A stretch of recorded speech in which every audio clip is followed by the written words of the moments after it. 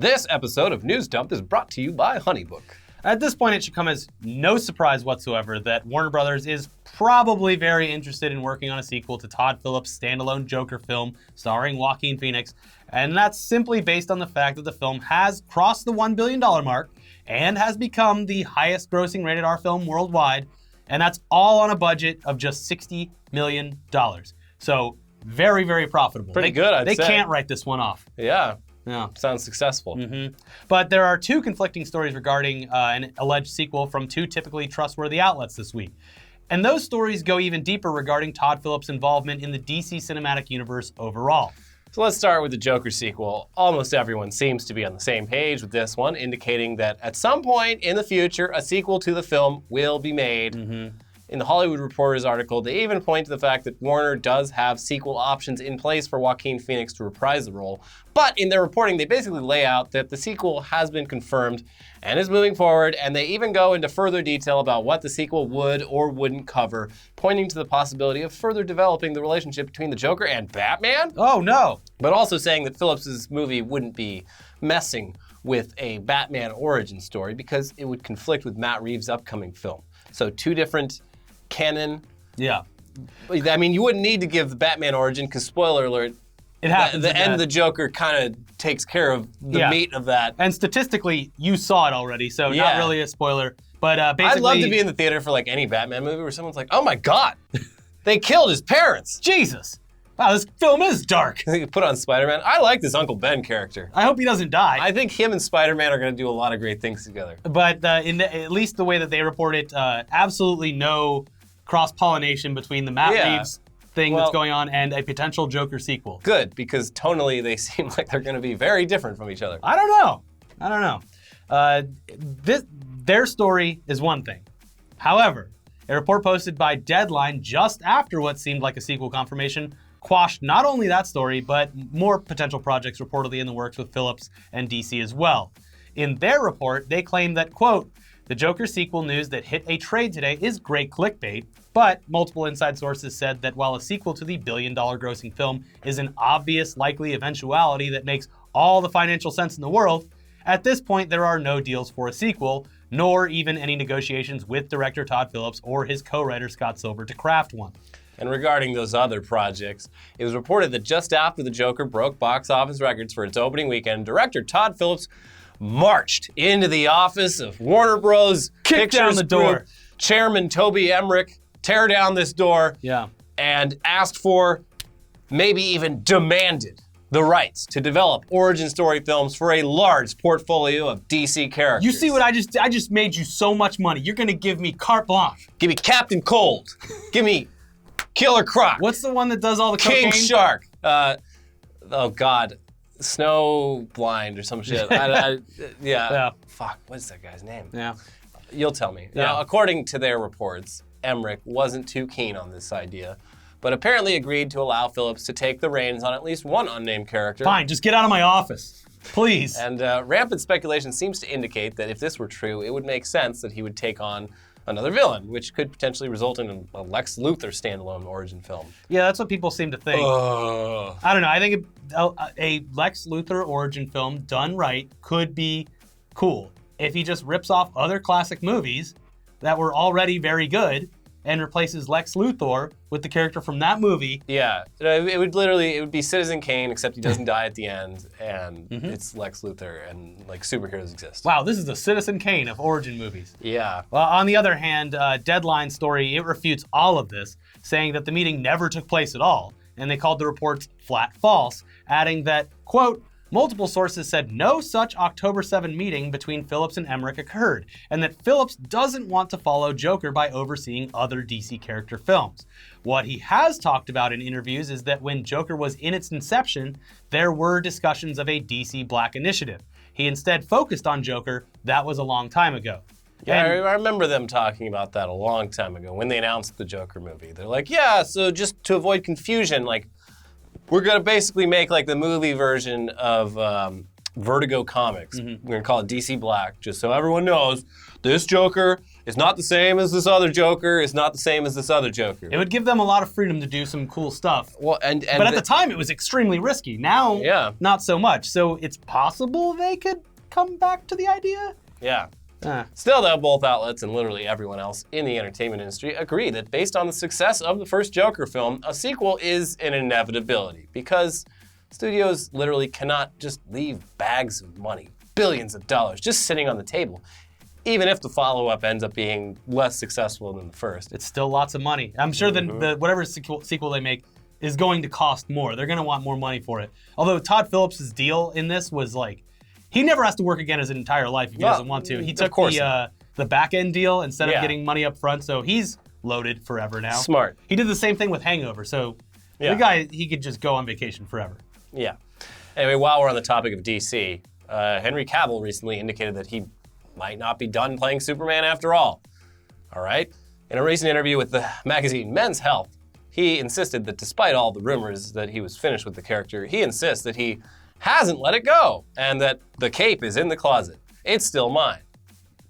So take that however you want. I mean, like, I feel like he's gonna reshoot the Snyder Cut. If I played Superman ever in my life, I would keep the cape in my closet, like, regardless of whether I was coming back. Like, yeah, I got the fucking cape. Isn't that sick? Yeah. You ever fall in hard times? Hey, ladies, you want to see my cape? It's in my closet in my bedroom. Yeah. Ooh, it's the Superman cape. And if you fall in hard times, you can sell it at Comic-Con for an exorbitant amount of money. It's true. Get you back on your feet for a little while, you know?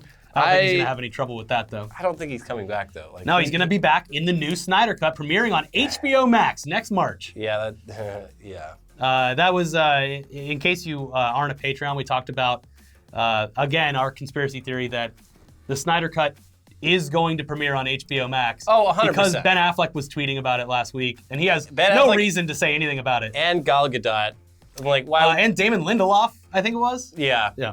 Who, Damon Lindelof is a Warner Brothers employee. So it all... He's like, I'm not saying I've seen it, but if I had, it's really good. And that's the other thing is, the movie, it doesn't even have to be very good. If they just put up whatever the Snyder Cut is on HBO Max, they're going to get a ton of signups because it's been millions of dollars worth of free marketing for the past couple of months, if not years. And regardless of its quality, people will probably agree that it's better than the Joss Whedon one because that one was terrible. Yeah, it was dog shit. But I don't think there's a way to save what was shot. So you can only polish a turd so much. Yeah. You can only put so much lipstick on a pig. Yeah. Moving over now to an absolutely ridiculous story that popped up this past week from the absolutely insane minds behind the scenes at the big movie studios.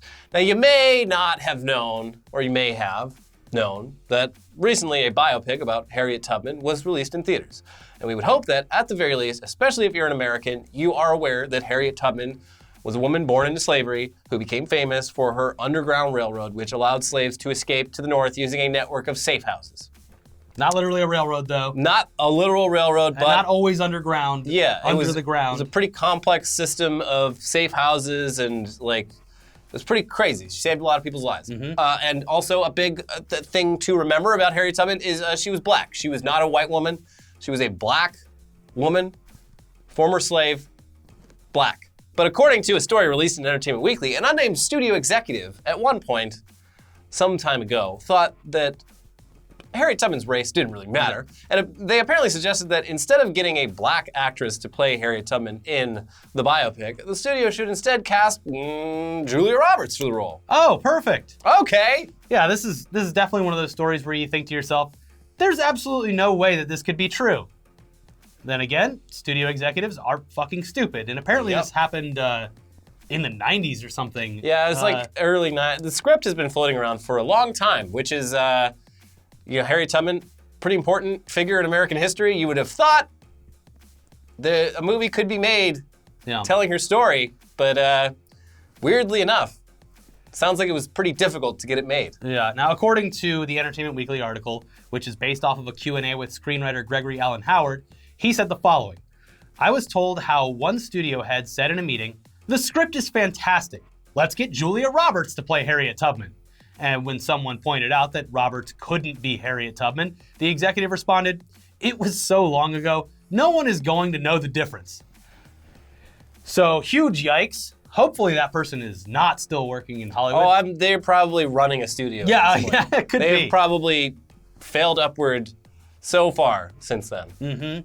Luckily, for everyone's sake, this obviously didn't end up happening. And we're almost 100% positive that even 90s Julia Roberts would have laughed at the very idea of auditioning for this role. You would hope. If it was these days, and like if we heard the story and it was like Scarlett Johansson was going to try out for it, then maybe, possibly, but not our Julia. It's not because ScarJo's racist. How dare you? Because she wants to take on the most challenging roles. She wants challenging roles, and what could be more challenging than playing a character that has absolutely nothing in common with her, down to the color of their skin, the way they talk, their entire life experience. It's the perfect role. Why wouldn't I want to play one of the most important women in American history?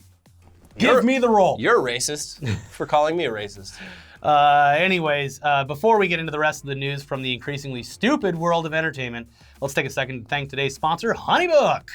If you started your own business, you are your own boss. I mean, it's great, but it's also scary because you have to take on a plethora of different roles. If you don't do it, it doesn't get done. And if you need help doing it, you need HoneyBook. HoneyBook is an online business management tool that organizes your client communications, bookings, contracts, and invoices all in one place. It's perfect for freelancers, entrepreneurs, or small business owners that want to consolidate services that they already use, like QuickBooks, Google Suite, Excel, and MailChimp. With HoneyBook, you can automate your busy work. They have easy-to-use templates for emails, proposals, brochures, and invoices. Simplify your to-do list and stay in control with HoneyBook. Simplify, do or die. Simplify. They need to buy that from us. Right now, HoneyBook is offering our viewers 50% off when you visit honeybook.com/newsdump. Payment's flexible, and this promotion applies whether you pay monthly or annually. So go to honeybook.com/newsdump, 50% off your first year. That is honeybook.com/newsdump, or just click the link in the description below for 50% off your first year. All right, back in the news now. Yeah. With Elizabeth Banks, a person I otherwise quite admire. Yeah, I think she's a very funny, a great body of work, and comedian, very talented, in a lot of my favorite movies of all time. But this week she's been doing a lot of playing the blame game. Yeah. For the absolutely abysmal box office performance that her Charlie's Angels reboot has received. Oh, what's that? You didn't know there was a Charlie's Angels movie out? Yeah, there is. Or you just didn't care. And no one saw it. The film, which was both written and directed by Elizabeth Banks, was only able to pull in around $8.6 million during its opening weekend run, which Yikes. is especially horrible considering that the movie cost nearly 5 times that much to make. Yeah. Woof. Yeah, it's a big oof. Now, to almost any level-headed person out there, the multiple reasons for this flop should be obvious, even before critics were able to start posting their reviews. Which weren't great. Yeah, I mean, it's a reboot of a property from the 1970s, so who cares? It's already been made into a film twice before. Those film versions were successful in large part thanks to the lead actresses being some of the most famous actresses working at the time, whereas this one stars relatively no-named actresses, no offense, aside from Kristen Stewart, and it reportedly had very little action. Yeah, I heard it was a slog. So sad. Mainly, we say again, who the fuck is dying to see a Charlie's Angels reboot right now? That is the main problem here. Even the sequel to the successful film didn't pull in crazy box office numbers. Why would a reboot in 2019 with far less famous actresses even stand a chance? Nothing against those actresses. Not that there's anything wrong with them. But you could clearly look at the other Charlie's Angels movie and be like, wow, those were all hugely famous actresses, especially when it came out. Yeah, the old ones, they also had Bill Murray as like their, I can't remember the character, but the guy who sends them the missions. Charlie? I guess so. I don't really, I've seen the first one, I don't remember it. Yeah, it's a long time ago. I don't care about the franchise at all. I wasn't even alive when it was a big thing. No. Still, despite the obvious fact that no one cares, in the lead up to the release and the days that followed, Elizabeth Banks just couldn't accept the fact that no one either saw this movie or was going to see it. It had to be about something else. It had to be men's fault. Men. Or superhero movies' fault. Superheroes. Or just the industry in general. Industry in general. Instead of just quietly accepting that the film was a flop, article after article, interview after interview, And she had to actually do interviews and have articles written based on interviews because she didn't even complain about this on social media because she doesn't have social media. Yeah, she did. Doesn't have like Twitter. She went door to door shit posting about how her movie was getting a raw deal. I shit post the old fashioned way, door to door. She's like hanging her 99 theses on the cathedral door. Ringing the bell in the town square. Yeah. Hear ye, hear ye. Here's why my movie failed. And it's all your fault. Yeah, and instead of just quietly accepting this, interviews came out and she spoke about all the reasons that the film was going to be and ended up being unsuccessful. Here's some quotes. If this movie doesn't make money, it reinforces a stereotype in Hollywood that men don't go see women do action movies. Now, before you even start typing out your comment, what about Wonder Woman? And numerous other examples, because there's a lot. Yeah. Don't worry, because she followed that up with, they'll go and see a comic book movie with Wonder Woman and Captain Marvel because that is a male genre. So even though those are movies about women, they put them in the context of feeding the larger comic book world. So it's all about, yes, you're watching a Wonder Woman movie, but we're setting up for 3 other characters, or we're setting up Justice League. Was she just gatekeeping? She is. Comic book movies? Yeah, she's like, girls can't like comic books. Comic books are for boys only. That's kind of what I got out of it. I don't know. Yeah, this is just stop, Elizabeth, please. You're making me feel shame for you. Adding onto the pile of anger towards superhero movies, she also said, "You've had 37 Spider-Man movies and you're not complaining. I think women are allowed to have 1 or 2 action franchises every 17 years. I feel totally fine with that." Sorry, no. People just don't care about Charlie's Angels. And one of the best reactions to this quote, it had nothing to do with her film. And I can't remember which Reddit thread it was on specifically, but it was 2 people who replied to the quote of, "You've had 37 Spider-Man movies." One of them said, 37 in a row? And the other one followed up with, "Hey, try not to see any Spider-Man movies on your way to the parking lot." It's a Clerks reference. It's a Clerk reference for all the boomers out there. Yeah. Speaking of boomers. On the topic of bad ideas, as the phrase "okay boomer" continues to hold power over old people because they literally can't stop getting darned upset about it. I'm just so dang upset. One studio is attempting to cash in on the viral phrase because, as we've seen time and time again, even just in this episode alone, Hollywood is almost completely out of good ideas. But they're not out of being greedy fucking assholes. It is being reported this week that Fox has attempted to preemptively trademark "okay boomer" so that they can develop a show or shows referencing the phrase. In a filing to the United States Patent and Trademark Office, Fox has attempted to take ownership over the term in order to produce an ongoing television series featuring reality competition, comedy, or a game show. We don't know. We just want the name. Yeah, we could develop anything. This thing has legs. Listen, we're not good at the whole ideas thing, but we do want to trademark one of the most commonly used phrases on the internet so that we can sue whoever else tries to use it. Yeah, perfect. They join at least a couple other people or companies who have so far unsuccessfully attempted to trademark the term, and it appears as though Fox's attempt will fail as well. That doesn't mean that they won't make a show or shows about it, just that they can't go after other people for capitalizing on it as well. So, prepare yourself for a potential OK Boomer TV show sometime in the future. That's going to happen well after the term has completely died off, hopefully, unless the boomers themselves keep it locked up. I'm going to start like a whole block of shows on Mondays, Meme Mondays. We got Damn Daniel at 7:30. Yeah. And we got OK Boomer at 8. Yeah. And we got... it's must-see TV. We got Fucker Right in the Pussy at like 9. Yeah. Yeah. What are some... They've already made Grumpy Cat cartoons. And animated stuff, Rage comics at 9:30. Mm-hmm. Jeffrey Epstein didn't kill himself on Fridays at 8. Well, TGIF. Thank God Jeffrey Epstein didn't kill himself so that he can stand trial and face consequences for his crimes. But we're making all of that up. Yeah, this is lame. If you want to hear us talk about a lot of things, yeah, the Mayor Pete dance, the Snyder Cut, Kanye West having a serious God complex, please check out our weekly exclusive podcast, which can only be listened to if you are a member here on YouTube or you give us at least $5 a month over on Patreon. Think about it as supporting the channel instead of just throwing $5 away. Yeah, this show is brought to you by viewers like you. Yeah.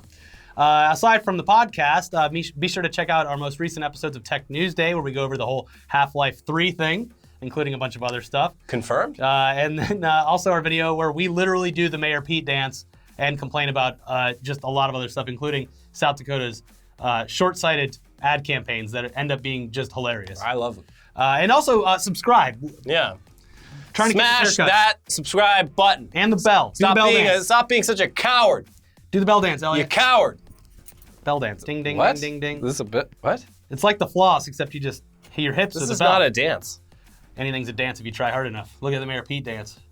Well, on that note, Bye.